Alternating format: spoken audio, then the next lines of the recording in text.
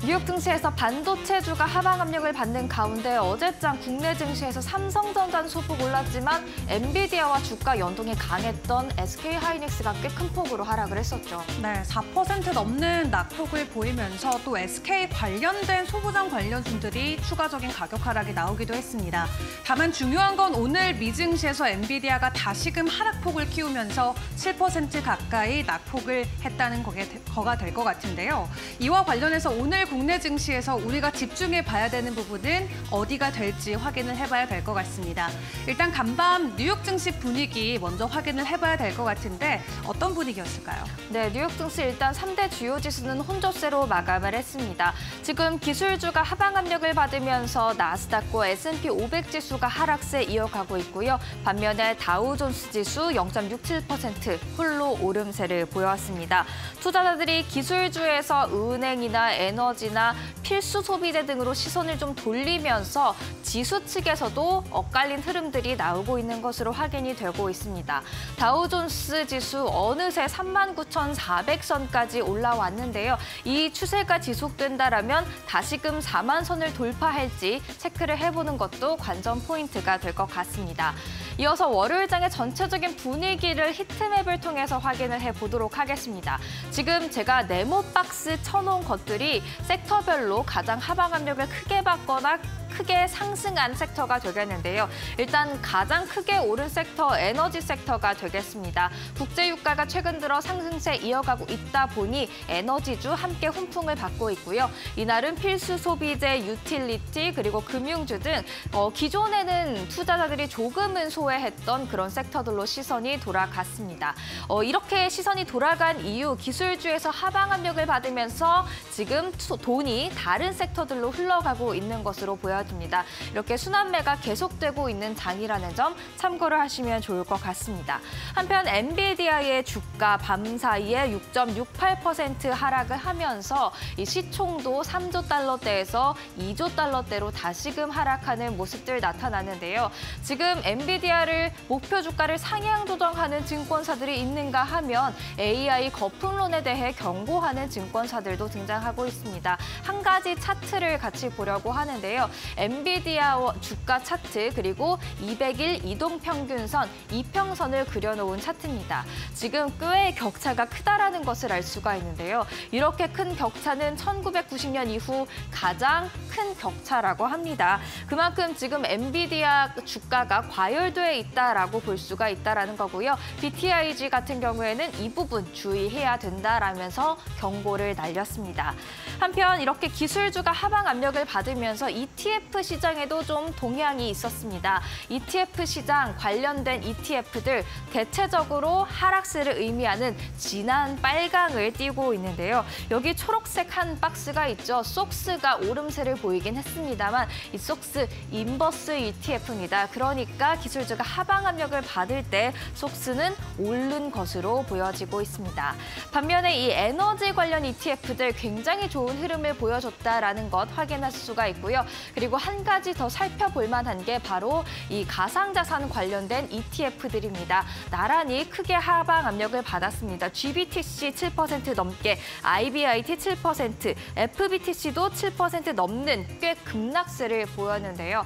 지금 가상자산 가격들이 하방 압력을 받고 있다는 점 ETF를 통해서도 확인할 수가 있었습니다.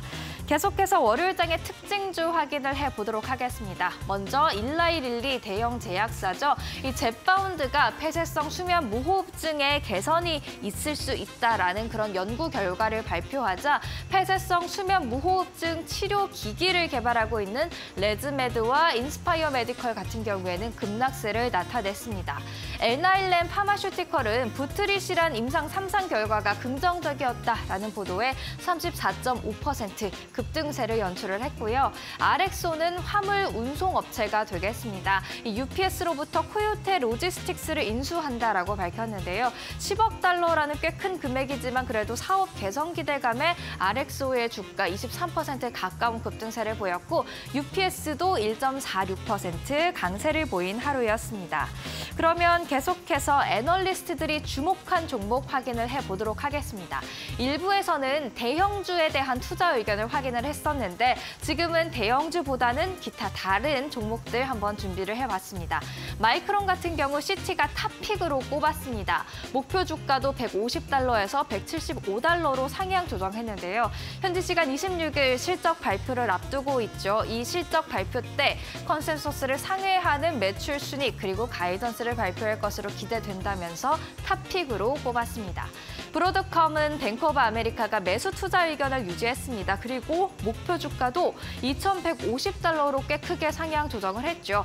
AI와 VM웨어를 기반으로 이 가치주에서 성장주로 전환하고 있다면서 계속해서 긍정적으로 볼 필요가 있다라는 코멘트를 달았습니다. IBM은 골드만삭스가 매수 투자 의견을 제시를 했습니다. 인프라 소프트웨어와 AI 기술 제공을 통해서 이 장기적으로 봤을 때 성장 추세로 돌아오고 있다라면서 지금 들어가도 좋다라는 의견을 제시했고요. 어펌 같은 경우에는 바이 나우 페이 레이터 서비스를 제공하는 그런 금융 핀테크 회사가 되겠죠. 골드만삭스가 매수로 투자 의견을 한 단계 상향 조정했고요. 이번에 목표 주가 42달러로 제시를 했습니다. 현대적인 신용 솔루션의 선두주자로 어펌을 꼽고 있고요. 이 목표 주가 42달러라 함은 현재 주가 대비 약 40%의 추가 상승 여력이 있다라는 분석이 되겠습니다. 그러면 이어서 계속해서 국채금리 확인을 해보도록 하죠. 국채금리가 하방 압력을 받을 때면 주식시장에는 호재로 작용하기 마련인데요. 지금 기술주가 투심이 악화되다 보니까 국채금리 하락에도 전반적인 상승 흐름은 만들어지지 못하고 있는 것으로 보여집니다. 2년물 국채금리 4.723%, 10년물은 4.232%를 나타내고 있습니다. 마지막으로 국제유가와 국제금값도 체크를 해보도록 하겠습니다.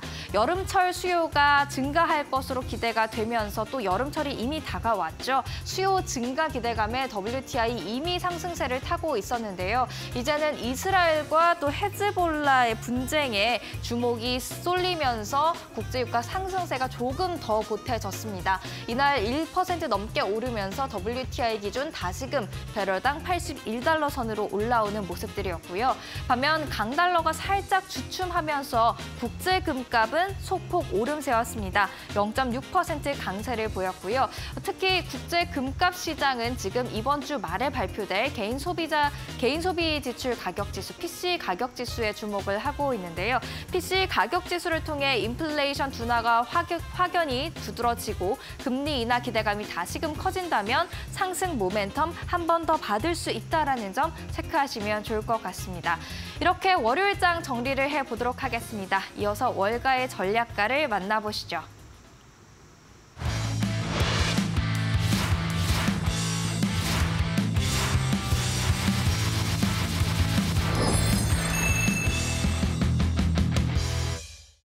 Today, the markets are just digesting because this is going to be a data-intensive week. Right now, we're seeing that the NASDAQ is a little bit weak, the S&P is a little weak, the Dow a little bit stronger along with small caps, and part of that is just a makeup trade. If we look to see how the equity indices have traded so far this year, the ones that have done spectacularly are a little softer today, and the ones that have been lagging are trying to catch up. So there's a little bit of an under-the-surface rotation with investors. This is going to be an interesting week, so buckle up. At the end of the week, we're going to get the key numbers on consumption and inflation, the ones that the Fed's going to be paying attention to. And so the markets are going to be focused this week on that data that comes at the end of the week. We're also going to have a presidential debate on Thursday. Who knows what that might bring? And we also are going to have another data about mortgages, about houses, about the consumer and consumer confidence. So it's going to be an interesting week. And also there's a lot of Fed speak. So the Fed governors and presidents will be out speaking on the road this week. We think it's going to be an incredible week, the last week of the trading half. So buckle up for a lot of volatility.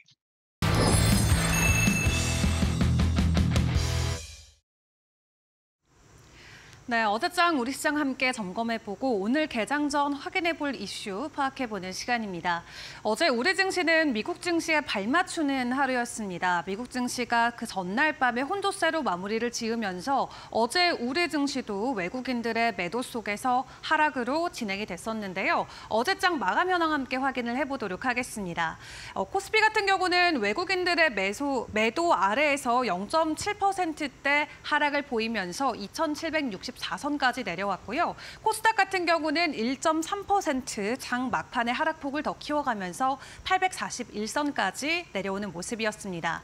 그렇다면 외국인과 기관들은 이렇게 내려오는 가운데 안에서도 어떤 종목들을 사들였는지 상위 종목들의 흐름 확인을 해보도록 할 텐데 어제 상위단에서는 전반적으로 대형주 위주로 담아가는 모습이 확인이 됐습니다. 삼성전자 어제 외국인들이 순매수했던 가장 많았던 종목 중에 하나였고요. 그리고 LG전자와 LG디스플레이가 그 뒤를 이었습니다.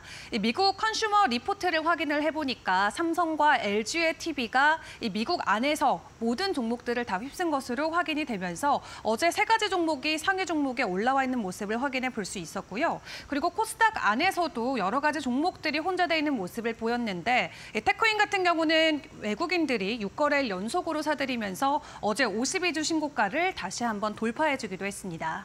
기관들의 수급도 함께 확인을 해보시죠.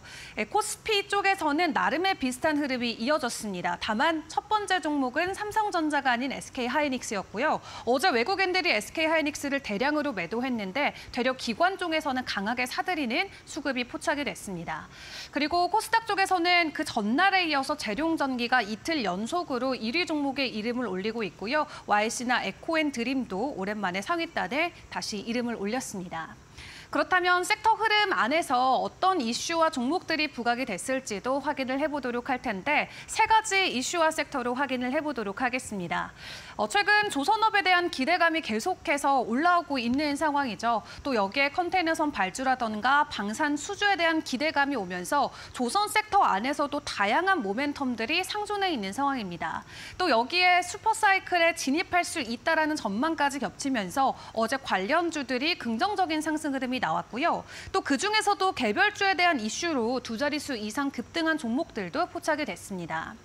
조선내화 같은 경우는 중간 배당 결정 소식이 전해지면서 22% 가까이 급등 흐름이 나왔고요. 또 아시아나 화물사업 인수 가능성이 부각됐던 인화전공도 17%, 그리고 조선 3사의 초대형 기자재 납품을 하고 있다라는 소식이 부각되면서 세진중공업도 어제 12% 가까운 반등 흐름을 만들어냈습니다. 그리고 어제 오랜만에 가구 쪽 리모델링 관련 이 종목들도 오름폭을 키웠는데요. 이 주택 노후화와 관련돼서 리모델링의 수요가 지속적으로 부각이 되고 있다고 합니다. 오는 2026년까지 54조 원 시장이 된다라고 하는데 어제 대표적으로 한샘이 9% 넘게 반등을 했고요. 써네넬이나 퍼시스 같은 경우도 오랜만에 상승 흐름에 몸을 싣기도 했습니다. 그리고 폭염이 계속 이어지면서 현재 전반적인 이 경제 상황에서도 우려감이 계속 나오고 있는 상황이죠. 지난 6월 동안 폭염의 일수를 하나하나 세어보니까 최악의 더위로 꼽혔던 2018년을 이미 넘어섰다라고 합니다. 이를 놓고 통계청에서도 벌써 경고와 관련된 여러 가지 소식들을 전해오고 있는데요. 이번 폭염은 또 장마까지 동반하고 있기 때문에 미리 대비를 해야 된다라는 입장들도 많이 보여지고 있습니다. 이 폭염 관련된 여러 가지 이 밸류체인 안에서의 부각받을 수 있는 종목들이 있지만 어제는 특히 에어컨 관련주들이 시세를 표출했습니다. 이 창문형 에어컨으로 잘 알려져 있는 파스코 같은 경우는 17% 넘게 상승 흐름을 키웠고요. SCD와 신일전자 또한 상승 흐름에 몸을 담기도 했습니다. 그럼 오늘 개장 전 우리가 확인해 볼 이슈는 어떤 것들이 있을지 함께 파악을 해보시죠. 어제 장중에서도 좋았는데 시간 외에서도 강자였습니다. 해운 쪽 먼저 확인을 해보도록 할 텐데요. 지금 글로벌 해운 운임이 지속적으로 오르고 있죠. 특히 상하이 컨테이너 운임 지수는 11주 연속으로 상승하면서 작년 7월만 해도 1000 아래에서 움직이던 지수는 어느새 3000 이상까지 올라왔고요. 3주 연속으로 3000 윗선에서 지수가 진행 진행이 되고 있습니다. 중국 쪽에서의 물량 사재기가 현재 컨테이너 선들의 선복을 계속해서 모아가고 있는 것으로 확인되고 있는데 오는 8월부터 미국이 중국산 주요 제품에 대한 관세를 부과한다는 소식과 함께 중국 쪽에서 미국으로 향하는 컨테이너를 모두 가져가고 있는 것으로 확인이 되고 있습니다. 그로 인해서 상하이 컨테이너 지수는 지속적으로 올라가고 있는 상황인데 중요한 건 국내 해운사들이 해당 부분에 대한 수혜를 그대로 받아갈 수 있을 것으로 청신호가 들어왔고요. 일단 상하이 컨테이너 운임 지수 같은 경우는 전년 대비해서 200% 넘게 급등했는데 해당 여파로 인해서 국내 관련주들의 영업이익은 245% 이상 개선될 것으로 보여지고 있습니다. 어제 장중에도 변동성이 있었는데 시간의 거래에서도 상한가 안착을 했는데요. 관련주들의 종가 현황 확인을 해보시죠. 어제 STX 그린로직스 이 장중에서도 8%의 상승 흐름 보였는데 시간의 거래에서는 상한가 안착했습니다. 오늘 장 출발하고 나서의 변동성도 주의해 보시고요. 흥하해운과 대한해운 어제 상승 흐름 이어갔고요. H&M과 페노션은 어제 소폭으로 약세 마무리 지었습니다. 두 번째 이슈도 확인을 해보도록 하겠습니다. 최근 국내 증시가 흔들리는 가장 큰 이유 아무래도 엔비디아가 될 것 같죠. 지난 이틀 동안도 가격 하락을 이어왔는데 간밤에는 무려 7% 가까운 급락을 보였습니다. 지난 3거래일 동안 10%가 넘는 낙폭을 이어왔는데 최근 엔비디아의 긍정적인 가격 상승과 함께 국내 대형 반도체주들도 상승 전환이 됐었고 그로 인해서 오랜만에 코스피가 급반등하는 모습을 보여주기도 했었죠. 이를 놓고 현재 AP통신에서는 AI 열풍 과열로 인해서 주식시장에 대한 거품이 우려된다라면서 리스크에 대한 이야기를 전해오기도 했습니다. 시장이 이 부분에 계속해서 주목을 하면서 전반적인 추세 자체가 무너질 수 있다라는 우려감도 있기 때문에 해당 부분도 체크를 해보셔야 될 것 같고요. 이렇게 주가가 많이 오르게 되면서 결과적으로는 글로벌 반도체 기업의 CEO들이 지속적으로 주식을 매도하고 있다라는 부분이 부각되면서 또 개인 투자자들 입장에서도 상당히 부담으로 작용이 되는 것 같습니다. 이런 소식과 함께 어제 외국인들은 우리 시장에서 SK하이닉스를 대량으로 팔아냈는데 어제 유가 증권시장 안에서 순매도 규모 중 78%가 무려 SK하이닉스에 모두 쏠린 것으로 확인이 되고요. 이 원화 가격으로는 3,800억 원 이상으로 팔아낸 것으로 보여지고 있습니다. 오늘 다시 한번 변동성이 하방 쪽으로 나올 수도 있는 우려감이 있는데 전날 종가 현황은 어떠했을지 관련주들 종가 현황 함께 확인을 해보겠습니다. 어제 삼성전자 홀로 웃었습니다. 그동안 워낙 못 갔기 때문에 또 다른 종목들이 약세를 보일 때 그나마 삼성전자 쪽으로는 수급이 몰리는 모습이 나왔는데요. 0.7% 오르면서 8만전자 위로 다시 올라갔고요. 그 외 관련주들은 일제히 하락을 키웠습니다. 오늘 이 SK하이닉스와 관련해서 또 한미반도체 다시 한번 반등에 성공해줄 수 있을지의 여부 확인해 보셔야 될 것 같은데 일단 내일 마이크론 실적이 다시금 공개되는 만큼 2분기 주요 반도체 관련주들에게는 어떤 힌트가 주어질지 함께 확인을 해보시죠.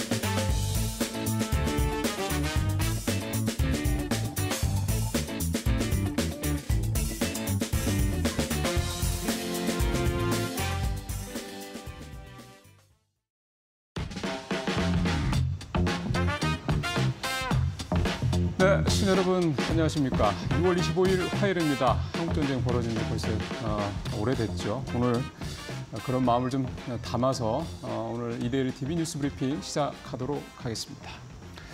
자, 오늘 첫 번째 소식은 증권면 톱 기사입니다. CMA, MMF에서 코스피로 슬금슬금 개미 귀환. 그러니까 이제 한마디로 시중 대기성 자금들이 시장으로 좀씩 두르고 있다라는 부분에 대한 분석을 한 내용입니다. 좀 보면 일단 잔고부터 좀 볼게요. MMF 자금이 204조 정도 지난 6월 이달 초에 기록을 했던 게 지금 한 3주 정도 지난 거죠. 198조로 200조 아래로 내려왔습니다. 이게 지난 4월 이후에 처음으로 200조 아래로 좀 내려온 거고요. 그만큼 이제 자금이 빠져나와서 어디론가 갔다는 얘기가 되는 거죠. 그다음에 두 번째 CMA 종합자산관리계좌 같은 경우도 이달 초에 83조였던 게 지금 76조로 내려왔습니다.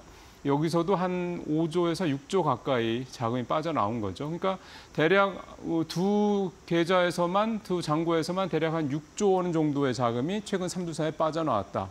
중요한 건 이제 이 돈이 어디로 갈 거냐 이 부분이 되는 건데 100% 다 뭐 주식시장으로 들어오면 좋겠지만 그런 것 같지는 않고요. 일단 시장에서 나오는 얘기들을 종합을 해보면 단기 채권 쪽으로 좀 많이 갔고 역시 채권 쪽으로 자금이 들어간다는 얘기는 이제 금리에 대한 기대감이 점점점 높아지고 있기 때문에 이제 아무래도 금리가 내려가게 되면 채권 가격이 오르죠. 그러면은 그냥 갖고만 있어도 기본적인 지표금리 외에 지표금리에 따른 그 이익, 이자 이익 외에도 이제 가격 수익까지 얻기 때문에 이제 채권에 대한 관심이 높아지고 있다. 이제 그게 이제 채권으로 자금이 가고 있다 그런 얘기 되는 거고 그 다음에 이제 주식시장으로 돈이 두르고 있다라는 얘기인데 이제 주식시장으로 돈이 두르고 있다라는 거에 대한 근거는 밑에 그림에 있습니다만은. 하루 거래 대금이 계속해서 좀 늘어나고 있다. 이 부분입니다. 표에서 지금 보시는 것처럼 계속 조금씩 올라가죠. 5월 달에 11조 7천억 정도였던 거래 대금이 지금 6월 달 들어와서는 13조 4천억 원대로 대략 한 1조 7천억 원대, 약 2조 원 가까이 거래 대금이 지금 6월 달 들어 늘어나고 있는 겁니다. 결국 시장에 돈이 이게 코스피만 또 해당이 되는 거니까 2조 원 정도 들어왔다. 이렇게 좀 볼 수가 있는 겁니다. 시장에 다시 돈이 좀 두르고 있다. 그런 여러 가지 기대감이 있는 거죠. 일단 2분기 실적에 대한 기대감이 좀 있고요. 대략 한 15% 이상 원래 추정치보다도 조금 더 기업들의 실적이 좋아질 것이라는 그런 증권사들 분석도 좀 나오고 있고 사실 제가 좀 더 주목하는 거는 앞서도 이제 엔비디아 얘기도 나왔습니다만은 그동안 좀 미국에 너무 좀 과도하게 몰렸던 시장의 에너지가 좀 있지 않습니까? 이제 그게 최근에 이제 엔비디아의 주가가 3일 연속 하락하는 등 어쨌든 미국의 빅테크를 중심으로 에너지가 조금 이제 둔화되면서 이게 이제 국내 시장 쪽으로 국장으로도 조금 옮겨올 수 있지 않겠냐 이런 기대감도 가져볼 수 있지 않을까 생각이 듭니다. 이런 부분들이 좀 작용했을 때 이제 다시 코스피가 2,800선을 이제 가는 부분에 대한 기대감을 가져볼 수가 있는 건데 일단 지금 미국 반도체 중심으로 이렇게 좀 어떤 급락세 이 부분을 우리 시장에서 어떻게 극복해낼 것이냐. 어제 상황을 본다면 삼성전자는 그 위기를 극복을 해서 소폭 올랐고 하이닉스는 많이 떨어졌죠. 그만큼 하이닉스가 이제 엔비디아 이제 많이 이제 의존되고 있는 이런 어떤 시장 구조 때문이라고 볼 수가 있는 건데 삼성전자처럼 이렇게 이 상황을 극복을 한다면 우리 시장이 2,800선을 다시 넘어서는 데 여러 가지 도움이 될 수 있겠다 이런 생각을 해봅니다. 오늘 시장 그래서 상당히 좀 중요할 것 같습니다. 자, 이번에는 이제 LG전자 얘기를 좀 다시 더 해보겠습니다. 요즘 LG전자 얘기가 자주 나옵니다. 나오는 이유가 있습니다. 나올 때마다 주제가 자꾸 바뀌는 건데 그만큼 그 회사가 여러 가지로 변신을 다각화로 하고 있다. 이런 의미로 해석을 해볼 수가 있는 거죠. LG전자가 로봇으로 구독 대상을 넓히고 해외 신시장을 뚫는다. 이게 이제 제목인데 이데일리 산업면에 있는 기사입니다. LG전자 구독 사업 여러 회사들 특히 이제 가전회사들 다 구독 사업 합니다. LG전자 같은 경우도 당연히 하이엔드급의 그런 좋은 가전제품을 많이 갖고 있기 때문에 당연히 구독 사업을 하고 있고요. 작년 기준으로 거의 1조 원 가까이 구독 사업 매출이 좀 나오고 있는 그런 상황인데 일단 구독 사업 같은 경우는 이제 LG의 이 로봇까지 이 구독 상품으로 구독 사업을 하는 상품을 이제 추가한다. 그만큼 구독 사업의 이제 범위가 넓어진다 이런 얘기가 되는 거죠. 그래서 사실은 이제 LG전자는 이 얘기만 가지고 할 수가 없는 게 작년 초중반까지만 해도 이제 2차 전지가 워낙에 대세일 때만 해도 LG 그룹 내에서 LG전자의 위상은 옛날에 잘 나갔었던 맏형이긴 한데 지금은 힘이 좀 빠진 그런 이빨 빠진 호랑이 정도 이런 식의 인식이었다면 그 당시에는 역시 LG 엔솔이 그룹의 대표주였죠. 지금 분위기는 완전히 바뀌었지 않습니까? 전기차 캐즘이 골이 깊어지면서 LG 엔솔은 이제 계속 투자금을 이제 먹는 일종의 돈 먹는 하마가 되면서 그룹 내에서 좀 눈칫밥을 좀 슬슬 먹는 그런 상황이 됐고 반면에 LG전자는 점점 더 이 신사업 쪽으로 역할을 확대해 나가고 있습니다. 전장산업, 자동차 전장산업도 현대자동차에 모터를 납품할 정도가 됐고 또 이 전장용 반도체, 차량용 반도체 사업도 좀 점점 성과를 좀 내고 있습니다. 여기에 냉난방 공조 시스템과 전기차 충전 시스템 북미 시장까지 진출했습니다. 그러니까 여러 가지로 LG전자의 이 변신이 굉장히 다각적으로 이루어지고 성과들이 나타나고 있다는 점. 여기에 더해서 이런 로봇같이 확대한 이런 구독 사업까지, 특히 이제 구독 사업은 해외 진출까지 한다고 그러니까 앞으로 시장 가능성이 높다고 봐야 되는 거죠. LG전자 이런 변신, 다른 여러 대기업에 있는 그런 과거에 잘 나갔던 그런 계열사들한테는 굉장히 좋은 반면교사를 보여주는 대목이다 볼 수가 있겠습니다.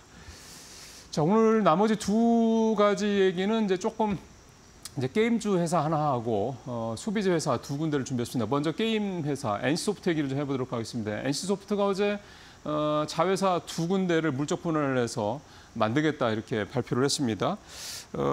보면은 두 개 회사인데 하나는 응용 소프트웨어 개발 쪽을 하고 있는 NCQA라는 회사, 그다음에 또 하나는 NCIDS라고 그래서 응용 소프트 개발 공급을 하고 NCQA는 소프트웨어 품질 보증 서비스라고, 그러니까 한 회사는 서비스를 해주고 한 회사는 이제 개발을 하고 이렇게 두 회사를 이제 물적 분할을 한다 이렇게 얘기를 하고 있습니다.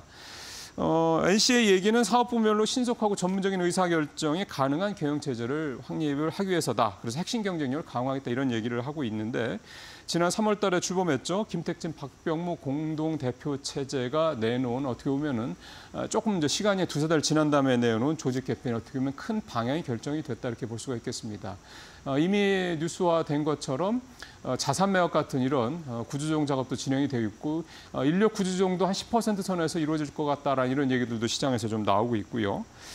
근데 이제 시장에서의 반응은 썩 좋지는 않습니다. 어제 NC소프트 주가가 꽤 많이 떨어졌습니다. 5% 가까이 급락을 했는데, 결국 이런 식의 물적 분할에 대해서 시장에서는 굉장히 비판적으로, 부정적으로 보고 있다 이런 얘기가 되는 거죠. 물적 분할의 이런 방식 자체에 대한 시장이 굉장히 좀 비판적인 그런 시각도 일단 있고, 결국은 두 사람이 공동대표 체제로 들어와서 내놓은 성과라는 게, 그 어떤 방향이라는 게 결국은 알맹이, 그 본사에서 알맹이를 빼서 물적 분할하는 거냐, 뭐 이런 식의 굉장히 시니컬한 그런 시각들도 어제 그 종목 게시판 들어가 보니까 나오더라고요.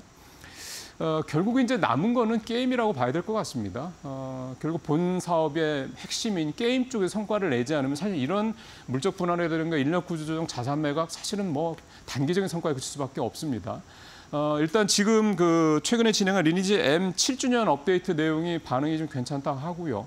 2분기부터 3분기까지 신작들이 계속해서 나온다고 합니다. 이런 신작들 실제 성과가 굉장히 중요한데, 크래프톤 사례를 보면 NC소프트의 신작 또 게임 부분의 이 중요성이 왜 높은지를 알 수가 있습니다. 최근 크래프톤에 외국인과 기관의 순매수가 동시에 몰리고 있거든요. 별거 없습니다.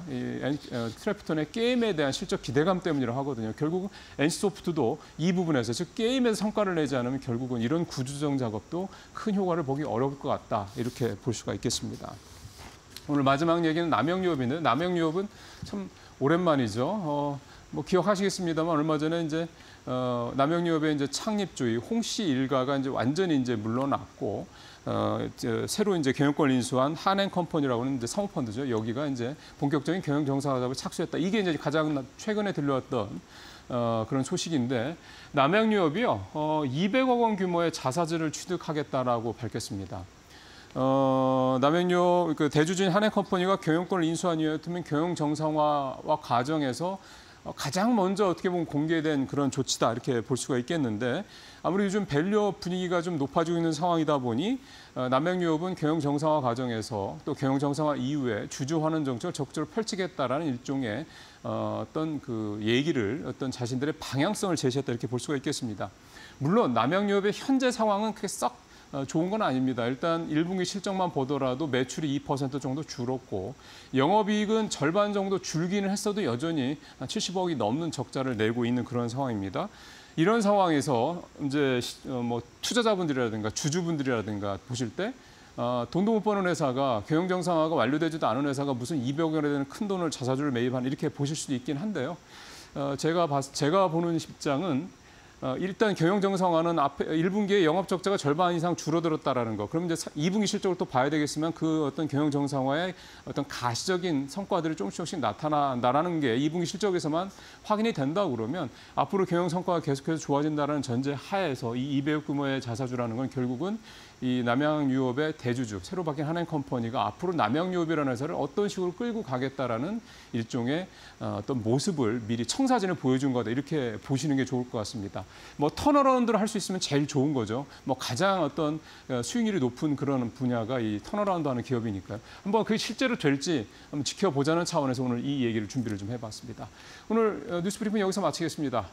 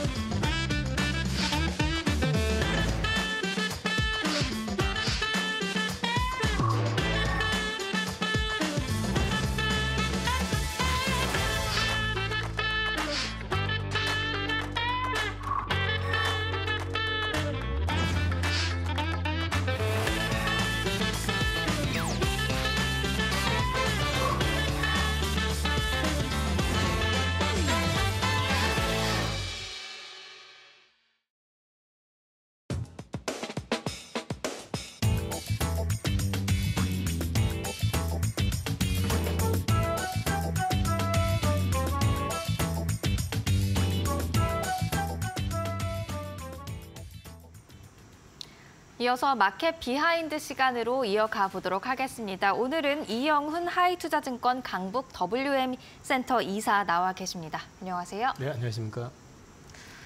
네, 요새 국내 증시가 좀 하방 압력, 뉴욕 증시에서 기침을 하니까 여기서 몸살을 앓고 있는 듯한 그런 모습들이 나타나고 있습니다. 게다가 걱정 한 가지 저희가 더 해야 되는 게 환율이, 원달러 환율이 1,400원까지는 아직 안 갔지만 1,300원 후반대에서 계속해서 머물고 있는 모습들이 나타나고 있거든요. 저희가 어디서 좀 국내 증시 호재를 찾을 수 있을까요? 일단 첫 번째 증시가 안정이 되려면 환율이 좀 안정이 돼야 되거든요. 근데 이제 원화 약세, 그러니까 달러 강세 현상이 강화되기 시작한 거를 좀 돌아보면은 코로나 팬데믹 직후부터 심해졌죠. 네. 그 이제 코로나 팬데믹 직후부터 심해졌던 이유가 이제 코로나 팬데믹이 터지고 나니까 위험자산 회피 현상이 나타났었고, 거기에다가 이제 중국으로부터 이제 물자를 많이 미국에서 이제 수입을 하다 보니까 제조업에 대한 필요성 이런 것들 얘기를 하면서 리쇼어링 정책, 그다음에 이제 디커플링 정책을 추진하면서 미국으로 달러를 갖다 다시 이제 흡수하는. 그러니까 결국 그런 현상이 나오게 되니까 미국의 경제는 계속 성장을 하고, 여타 국가에서는 보유 자산을 미국으로 보내야 되고, 그다음에 우리나라에서 예를 들어 가지고 창출돼야 될 일자리가 미국에서 창출이 되고. 근데 우리나라만 그런 게 아니라 전 세계적인 이제 공통 현상이었거든요. 미국이라는 시장이 워낙에 크니까. 이게 이제 달러 관세 현상을 촉발시켰고, 지금 1,300원대 후반이면 옛날 같았으면 지금 이 수준이 아니라 우리나라 경제가 뒤집어졌을 수준이거든요. 네. 근데 지금 그 정도는 아니잖아요. 그건 이 얘기는 무슨 얘기냐면 우리나라의 펀더멘탈의 문제라기보다는 글로벌 트렌드 현상에 따라서 우리도 지금 자동적으로 반응을 하는 거다. 일본 엔화 같은 경우도 지금 이제 160엔 근처에서 좀 왔다 갔다 하고 있거든요.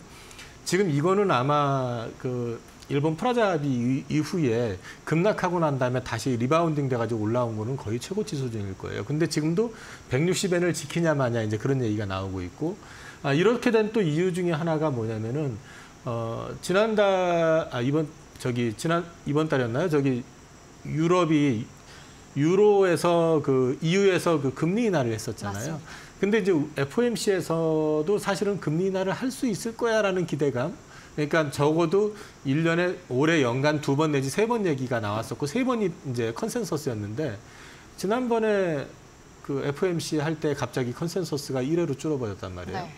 그러니까 미국은 금리 인하를 안 하는데 유로는 또 금리 인하를 하네. 달러 인덱스에서 가장 비중이 큰 게 또 유로화잖아요. 그러니까 이제 이런 것들이 달러 강세를 촉발시킨 측면이 있다. 그러다 보니까 우리뿐만 아니라 전 세계적인 공통 현상인데 우리가 특히 사실 지금 베트남이나 이런 나라들보다도 우리가 지금 더 약해요. 통화 가치라 보면. 네. 그거는 우리 환경적인 요인. 그러니까 우리 주변에 중국이 있고 일본이 있는데 양쪽이 다 지금 또 약세잖아요. 거기다가 중국 같은 경우는 이제 사실상 7월 달 그 삼중전에 전후해가지고 또 금리 인하의 가능성도 있고 이런 것들이 복합적으로 좀 작용을 하고 있기 때문에 달러 강세 현상이 지속되는 거고 이때 사실 이제 우리 정부도 지금 환율을 좀 안정시키기 위해서 이제 나름대로 여러 가지 방어책을 지금 이제 감안을 하고 계시는 것 같은데 이럴 때 뭐 상한을 정해놓고 여기 뚫으면 안 돼 하고 막 악착같이 막다가 한 번에 뚫려버리면 오히려 더 충격이 클 수 있거든요. 뭐 더 잘 아시겠지만 좀 그런 상황 변화에 좀 유연하게 대응을 할 필요가 있다라는 측면을 말씀을 드리고 이제 부정적인 얘기만 말씀을 드렸다면은 네. 이제 조금 좋은 측면에서 내지는 좀 그래도 좀 낫지 않을까 숨을 쉴 수 있지 않을까라는 측면에서 좀 말씀을 좀 드리면 공교롭게 FOMC 전후에 발표됐던 그러니까 CPI 같은 경우도 생각보다 낮게 나왔어요. 양호했죠. 그죠? 그다음에 이제 또 고용 관련된 지표도 보면은 펀더멘탈적인 측면에서 봤을 때 비정규직이 확 늘어버리고 네. 정규직은 확 줄어버리고 뭐 여러 가지 변수들이 나왔고요. 그다음에 또 고용 관련돼 가지고 구인 건수 이거 같은 경우는 역대급으로 지금 줄어버렸고 그 외에도 지금 소비 지표들도 보면은 톤다운되는 분위기, PPI 같은 경우도 지금 떨어지는 분위기가 나오기 때문에 물가 인상의 가능성, 그러니까 물가가 다시 올라갈 가능성에 대해서 좀 제한적인 흐름이다. 이런 것들이 다시 금리 인하에 대한 해야 되지 않아? 그다음에 미국이 경기가 이미 꺾이는 것 같은데라는 이제 심리를 많이 반영을 하고 있거든요.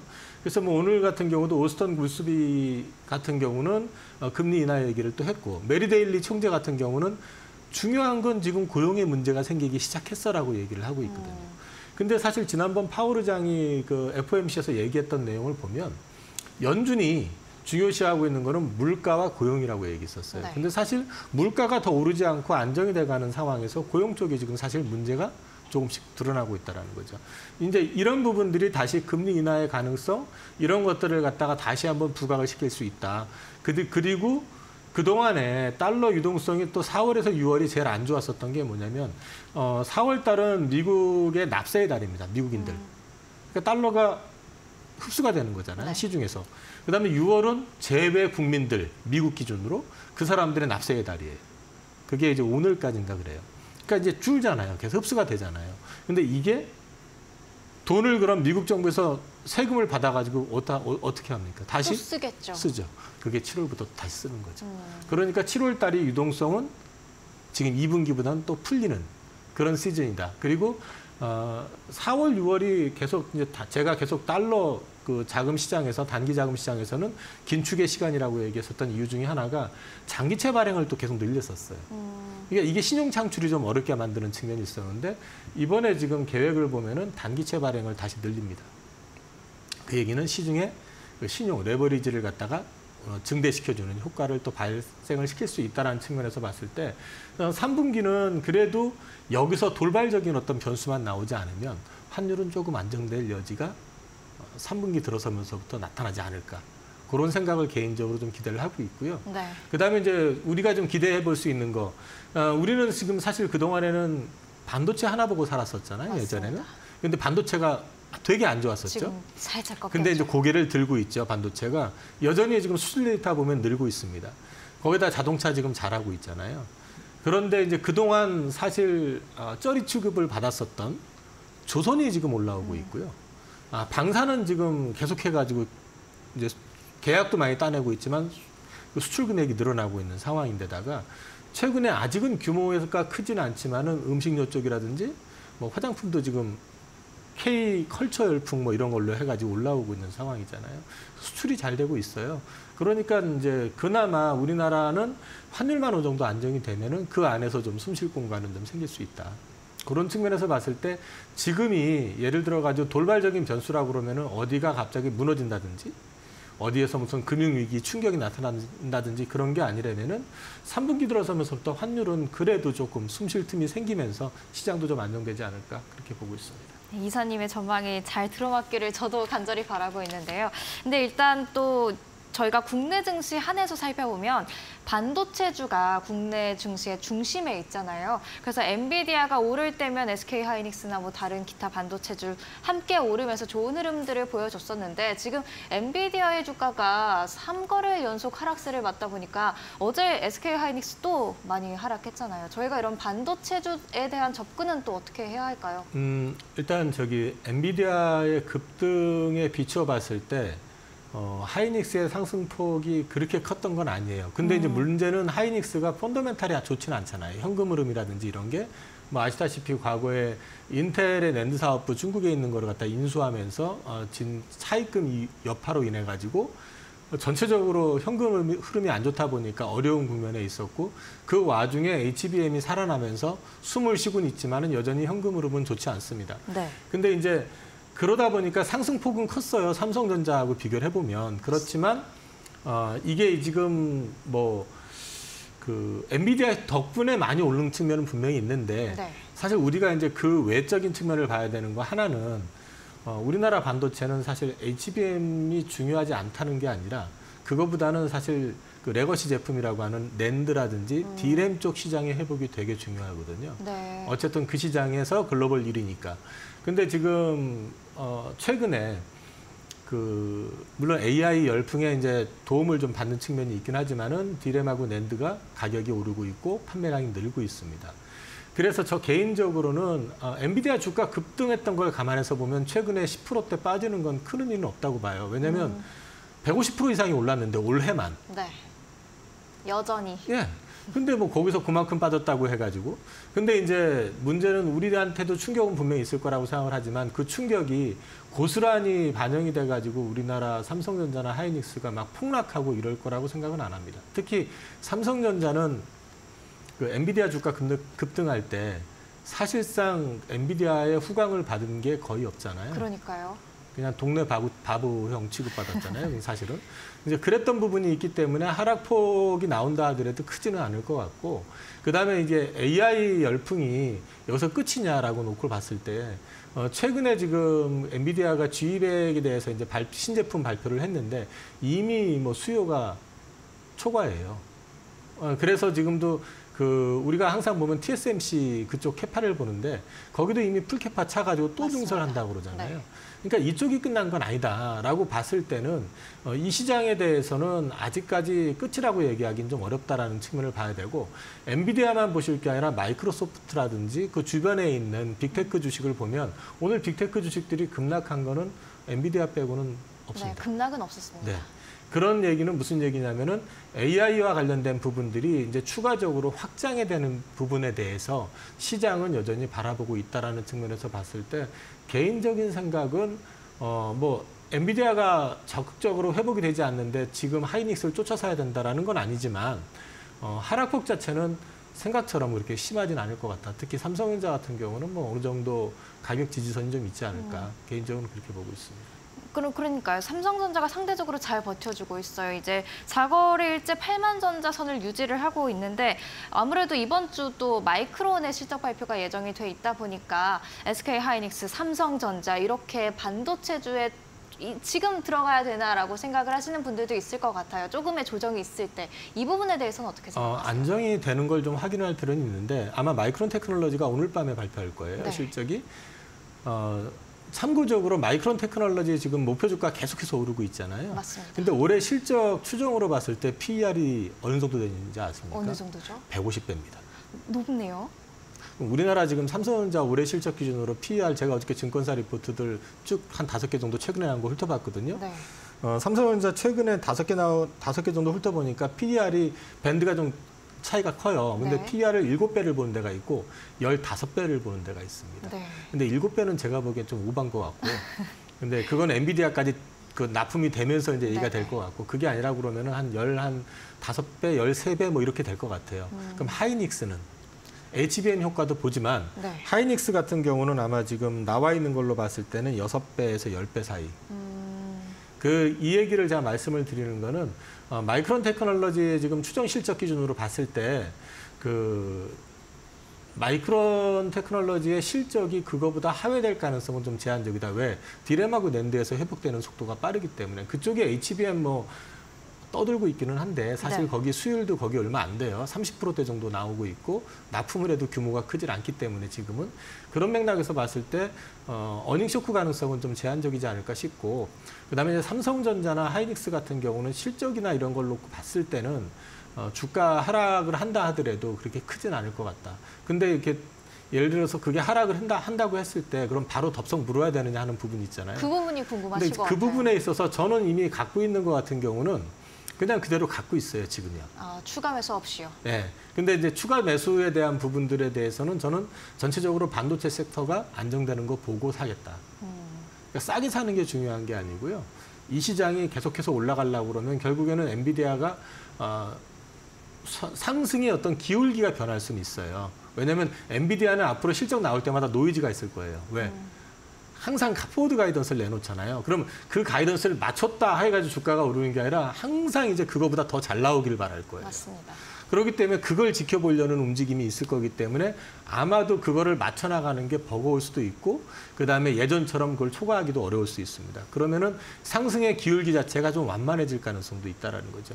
그럼 그걸 감안해가지고 지켜봐야 되기 때문에 지금은 추가 매수보다는 좀 지켜보시되 그렇게 보유하신 분 입장에서는 적극적으로 지금 고민하시거나 그럴 필요는 없을 것 같다. 네. 알겠습니다. 이렇게 국내 증시 어디서 호재를 찾을 수 있을지 환율 변동성에 저희가 어떻게 대응을 해야 할지 그리고 많이들 관심 가지고 계신 반도체주에 대한 투자 전략까지 함께 살펴봤습니다. 지금까지 이영훈 하이투자증권 강북 WM센터 이사였습니다. 말씀 감사합니다. 네, 감사합니다.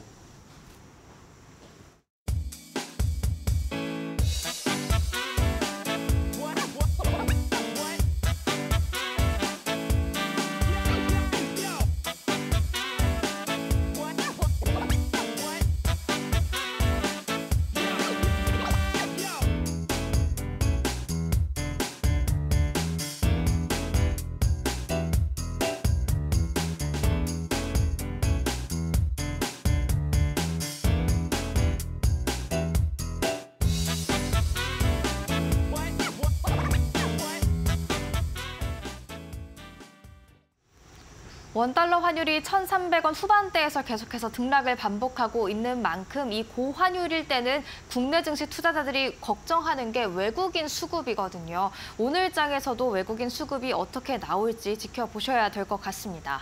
네, 이제 내일이면 엔비디아 주주총회와 또 그리고 마이크론의 실적 발표가 있는 만큼 빅 이벤트를 앞두고 오늘 국내 반도체주들은 어떤 부분에 집중할지 계속해서 이데일리 TV와 함께 개장 전략도 꼼꼼하게 챙겨보시길 바라겠습니다.